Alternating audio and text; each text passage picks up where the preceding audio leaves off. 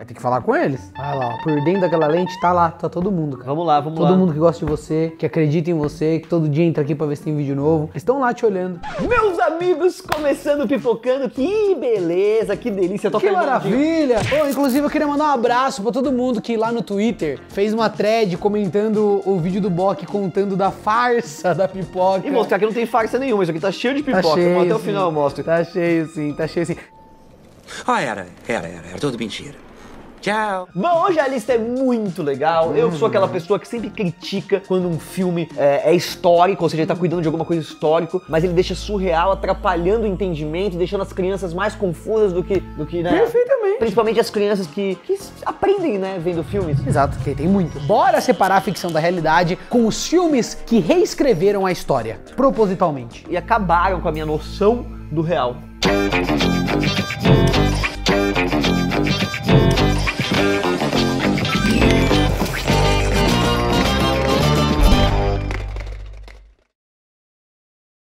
Ó, pra não confundir vocês, a gente já falou recentemente de erros históricos. O assunto agora são aquelas mudanças propositais pra favorecer a ficção. Então assim, faz parecer que é uma coisa que não é.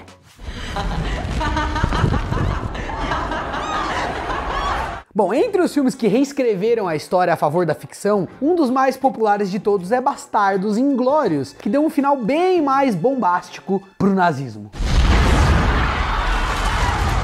Bom, o longa acompanha duas tramas para assassinar a liderança nazista, uma seguindo uma unidade liderada ali pelo tenente Aldo Raine, chamada de Bastardos, e a outra com a menina judia Shoshana. Oh, Shoshana, o revoar Shoshana. A história do filme é completamente fictícia, mas baseada em conceitos reais dos tempos da Segunda Guerra, como a própria tropa liderada pelo personagem do Brad Pitt. Não, os Bastardos Inglórios não existiram, né, como mostra o filme. Mas foi inspirado numa galera. Calma. Não, foi inspirado. Houve sim uma força-tarefa de judeus caça-nazistas chamada de Tropa X e que era organizada pelo Winston Churchill. Enquanto no filme a unidade dos bastardos consiste de judeus americanos, a Tropa X era um time britânico e apesar deles não terem coletado os escalpos, né, eles também odiavam os nazistas com todas as forças. Mas é claro que o maior pedaço de história reescrito ali pela obra do Tarantino foi o destino da liderança nazista, incluindo o próprio Adolf Hitler, que cometeu suicídio na vida real, né? E isso é debatido e tal, mas ele cometeu suicídio. Ou não, né? Dizem que ele pode ter fugido. I don't know. Ou seja, a gente se prepara o filme inteiro pra ver os planos darem errado por algum motivo, mas quando chega na hora H, o cineasta surpreende o público com aquele clímax literalmente explosivo. O Tarantino já comentou que ele teve essa ideia de madrugada enquanto ele escrevia e pensava no destino do Hitler, mas aí ele não gostou de nenhuma das ideias, ficou de saco cheio e decidiu simplesmente matar o líder nazista. Quer saber, mano? Só vamos passar esse cara aí. Muito legal. Obrigado, Tarantino.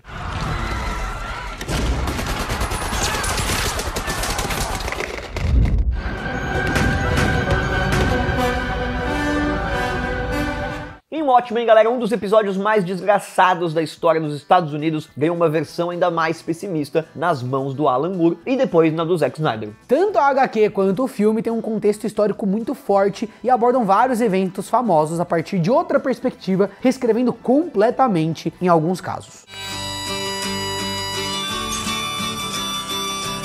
Logo na abertura, por exemplo, a gente vê o assassinato do presidente americano, o John F. Kennedy, e a revelação de que o atirador foi o comediante, já que na vida real foi o ex-fuzileiro Lee Harvey Oswald que matou o Kennedy. Mas o maior recurso narrativo com certeza é o Dr. Manhattan, que é mandado pelo presidente Nixon, né, para a guerra do Vietnã e gera uma conclusão muito diferente da realidade para esse momento da história mundial. Na vida real, a guerra só foi acabar em 75, com a retirada das tropas americanas, mas graças ao Dr. Manhattan no filme, os Estados Unidos vencem o Vietnã em 71. Eu tô só pensando na música do Engenho, que fala os Vietcons. Por que eu ganhei uma pipoca? Fica tranquilo. To relax. A partir daí as coisas acabam sendo bem diferentes da realidade. Afinal, em 74, Nixon renunciou antes de sofrer ali, né, o impeachment, depois de repórteres do Washington Post revelarem o escândalo de Watergate. Bom, pra quem quiser entender melhor o escândalo, existem filmes como Todos os Homens do Presidente. Fala mais sobre isso, vai dar mais detalhes e aí você vai conseguir compreender. Mas em Watchmen, esse caso de corrupção não é descoberto, então o Nixon continua no poder por muito tempo, chegando ao terceiro mandato. Of the Harvard establishment. Let's see them think their way out of fission.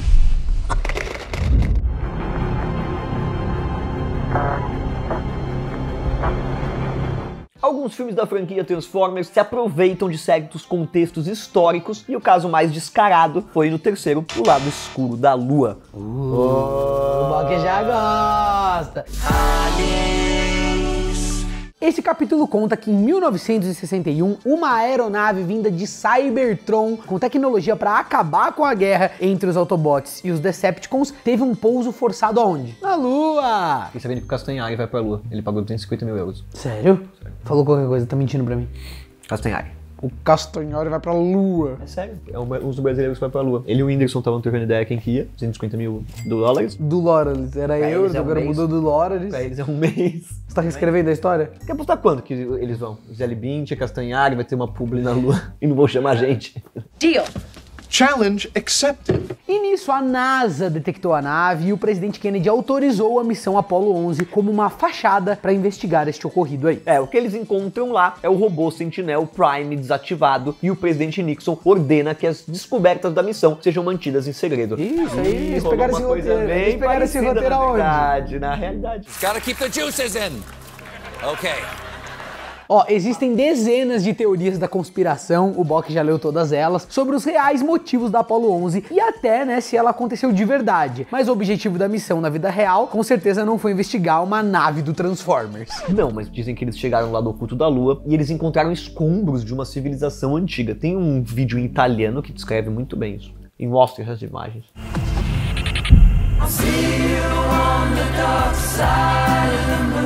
Porém, essa é a história segundo o filme, e até mesmo o astronauta Buzz Aldrin fez ali uma ponta no filme de tão investidos que eles estavam nesse contexto histórico aí, pra deixar a coisa mais realista. Ele aparece lá, Achei o Buzz legal, Aldrin. achei bem bacana. Descredibiliza mesmo os aliens. Esses caras, quando vêm falar qualquer coisa, já cara do filme lá, o Buzz Aldrin. And from a fellow space traveler, it's a true honor.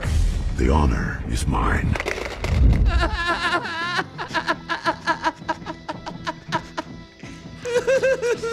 Bora pra mais um filme do mestre Tarantino. A gente falou aqui, o mais recente reescrita da história que o cineasta fez no grande sucesso Era Uma Vez em Hollywood. O longa, ele usa os assassinatos brutais que rolaram da família Manson nos anos 70, tomou a vida da atriz da Sharon Tate e o cenário de Hollywood naquela época como pano de fundo pra desenvolver essa história. Here I come. Oh, here I come. Oh. A história em si, que é fictícia, acompanha a crise da carreira do ator Rick Dalton e do seu dublê Cliff Booth. Os dois são criados pelo Tarantino, então eles não existem na vida real. Bom, gente, é óbvio que quando esses dois personagens fictícios interagem com figuras reais que existiam, já tá mudando os acontecimentos verdadeiros, incluindo, por exemplo, a cena polêmica da luta entre o Cliff e o Bruce Lee.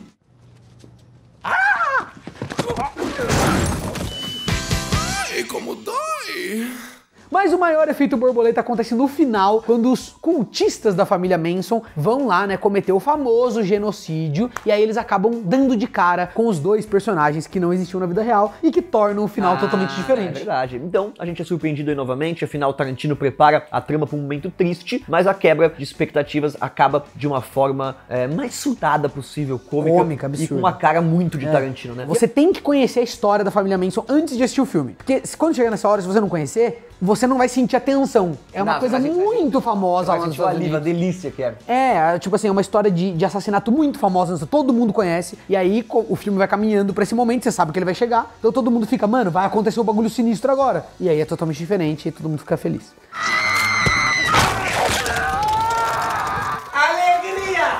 Basicamente, o cineasta criou ali um universo onde a Sharon Tate vive, né? E a irmã dela, a Deborah, disse que chorou horrores quando assistiu o filme por conta disso. Yes, Sharon. Everybody's fine.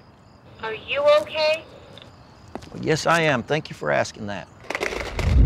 What he forgot to mention? JFK. He killed. Bom, em X-Men, Dias de um Futuro Esquecido, o Wolverine é enviado de volta no tempo para mudar o curso da história dos mutantes. Mas os roteiristas aproveitaram para mudar um pouco Da nossa própria história nesse processo. Né? Pois é, gente, a gente vai falar mais uma vez aqui do presidente americano John F. Kennedy, que foi assassinado com um tiro lá em 1963. Na época rolou muita discussão e muito mistério em relação aos tiros do atentado, então a aventura mutante se aproveita disso, dizendo que a bala fez uma curva no ar. Igual aquele filme lá da Angelina Jolie, que ela Impossível, tira assim, a bala vai...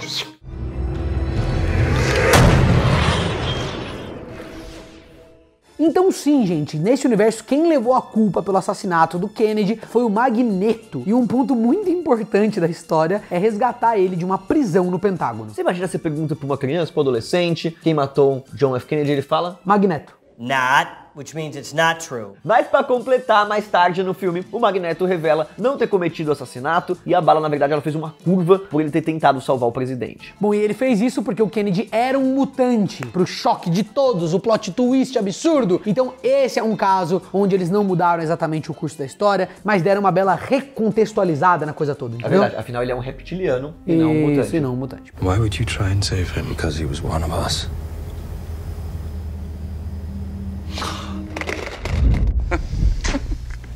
It's incredible, no? I wish you could all see your faces. Nosferatu, galera, é um dos filmes de vampiro mais importantes da história e a performance do ator Max Schreck como Conde Orlok foi tão assustadora que criou um molde pro gênero de terror. Como a atuação do Schreck basicamente criou o manual, né, de se interpretar um vampiro, em 2000 foi lançado o longa Sombra do Vampiro, que conta a história da produção de Nosferatu, mas com um twistzinho. O filme, ele imagina que o ator realmente era uma das criaturas da noite, conforme a equipe da produção começa a suspeitar dos hábitos dele durante as filmagens. Muito legal. É um né? vampiro mesmo. Cara, mano, eu tô achando que esse cara que tá fazendo um vampiro é um vampiro, mano. Ah, é mó legal, porque você acredita no filme, né? Ele é tipo um doc. Porra. He's a fine actor, but all this preparation, it's very strange. A obra é um documentary, galera, aquela classe de filmes, né, onde é um documentário que na verdade é um documentário falso. É muito da hora, como se realmente fosse os bastidores de Nosferatu, e nele o Schreck é interpretado pelo Willem Dafoe. Some of your people, Murnau. Ele quase foi interpretado pelo Nicolas Cage, que produziu o filme, mas no final das contas o papel foi pro Dafoe e a performance do cara foi muito elogiada pela crítica. Quase foi cageado. Quase, pelo próprio Cage. Apesar de A Sombra do Vampiro ser um longa pouco conhecido, ele foi muito aclamado por ser assustador e até engraçado, se divertindo com a fantasia do vampiro original dos cinemas ter sido interpretado por um sanguessuga de verdade. Olha que coisa da hora, achei muito legal esse conceito.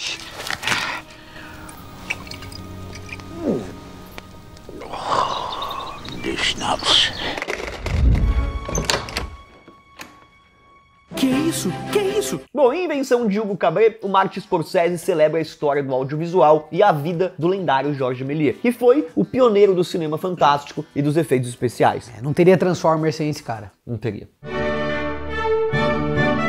E apesar de ser todo baseado na obra do cineasta e se passar no período quando ele tava, né, falido, naquela época da vida mais sombria do cara, o filme conta uma história fictícia sobre o menino Hugo e um mistério sobre o autômato do pai dele. Quem é que tá com defeito, otário? Nisso, o longa acaba envolvendo profundamente a carreira do Méliès na trama e dando uma aula aí sobre a história do cinema e dos efeitos especiais no processo. Bom, a obra do Scorsese, que é baseada num livro, reconta a vida do Méliès com muita fidelidade, mas aí no final ele dá um destino diferente pro cineasta do que aconteceu na vida real. The creator and the newest member of the Film Academy faculty. No filme, o Méliès adota o menino Hugo e fica professor na academia de cinema. E a história termina com ele recebendo uma homenagem através de uma exibição de filmes recuperados dele. Na vida real não foi assim, não. Na realidade, Hugo não existiu e o cineasta passou os seus anos finais numa casa de repouso onde ele recebia e ajudava jovens diretores nas concepções dos filmes deles. Come and dream with me.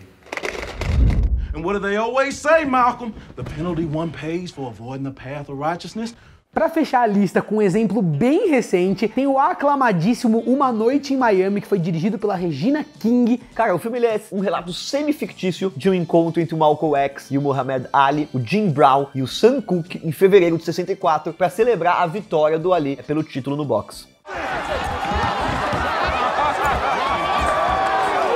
O tal encontro realmente aconteceu, mas a representação do filme, né, de que esses gigantes da história americana fizeram ou conversaram naquela noite, é uma interpretação totalmente fictícia. Tipo assim, teve um encontro, mas o que tá acontecendo no encontro... Ninguém sabe, né, na verdade, o que esses caras ficaram conversando, o que se passou nesse rolezinho. E segundo o roteirista, o Camp Power, foi impossível descobrir qualquer coisa a fundo sobre esse acontecimento. Então, ele precisou especular.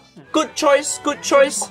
Pois é, esse caso não se trata exatamente de uma reescrita da história, e sim uma preenchida. Afinal, o roteiro usa essa falta de conhecimento para atribuir vários momentos importantes nessa noite. Como, por exemplo, a decisão do Muhammad Ali de entrar pro islamismo. Uma conversa que foi se tornar pública no dia seguinte, na vida real. Olha que louco. Mas, cara, eles devem ter passado muito longe, né, da conversa. Com certeza. What they say, he boxes just like you, Cat. Então, Uma Noite em Miami se destaca por tentar ser o mais autêntico possível, e é só a falta de informação sobre o evento que forçou o roteirista a inventar e também deu pra ele a oportunidade de ser criativo e, enfim, criar um bagulho legal, divertido e diferente. I bet they're doing them for me. Bom, pessoal, espero que vocês tenham gostado. É isso aí. Deixa seu joinha. Vai lá no TikTok, que a gente tá lá. A gente tá no TikTok, Procura nós lá! Não é dancinha, não. Não é dancinha, é pipocando. Pipocando, curiosidade. Ele dança no perfil dele, ele dança. No meu não tem dancinha, não. Tem só coisa séria. O Bruno é um cara muito sério. Tia, solta o controle e vem pro YouTube. Shrek. Como a atuação do Shrek